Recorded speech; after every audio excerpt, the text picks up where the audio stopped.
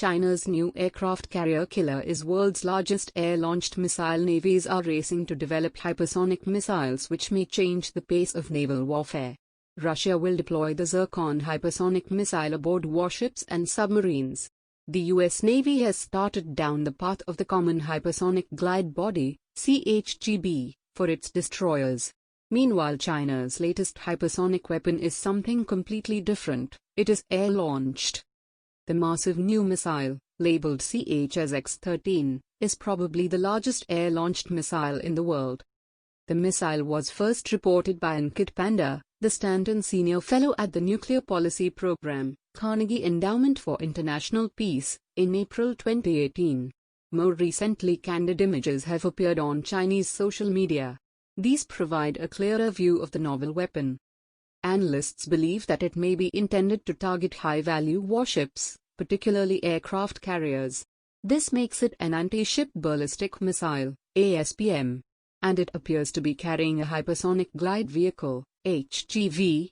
This may give it extended range and increase survivability against air defenses. The c-HGB may be closely related to the ground-based DF-21D anti-ship ballistic missile. Image analysis suggests that it has different dimensions, however, so may use a different rocket motor. The most likely reason for this would be the physical restrictions imposed by carrying it under an H-6 bomber. Additionally, it appears to be equipped with a hypersonic glide vehicle, HGV, similar to the one seen on the DF-17 ballistic missile. Clearer images in the future may clarify this. The DF-21D is believed to have a range in excess of 1,500 kilometers. The c-HGB may have a similar range, or possibly further due to the aerial launch and a hypersonic glide vehicle. Either way, being carried by a bomber will massively increase its overall reach. The H-6N version, which carries it, has aerial refueling to further increase their range. The c-HGB is therefore a threat beyond the first island chain and South China Sea. It could potentially hit targets in the vast expanse of the Pacific Ocean, or Indian Ocean.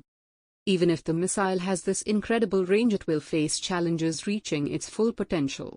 Finding and tracking an aircraft carrier at extreme ranges may be the Achilles heel. And a lot may depend on the survivability of the bomber itself, and the number of aircraft available for the mission. Context, of course, is everything. The H-6 bomber is not limited to the c-HGB, however. It can also carry a range of anti-ship missiles.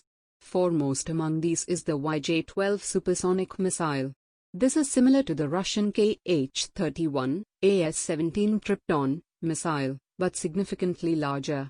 At least 4 H-12s can be carried, meaning that a squadron of bombers could launch a saturation attack on a carrier battle group. The subsonic KD-63, also commonly referred to as the YJ-63, can also be carried. Having anti-ship ballistic missiles may also be used to message China's potential adversaries. On August 26, China test-fired a DF-21D ASBM into the South China Sea. This was just weeks after the U.S. Navy aircraft carrier USS Ronald Reagan had been exercising in the area. The c-HGB adds another dimension to the threat to carrier battle groups, so its development alone can be seen as sending a clear message of China's increasing military confidence.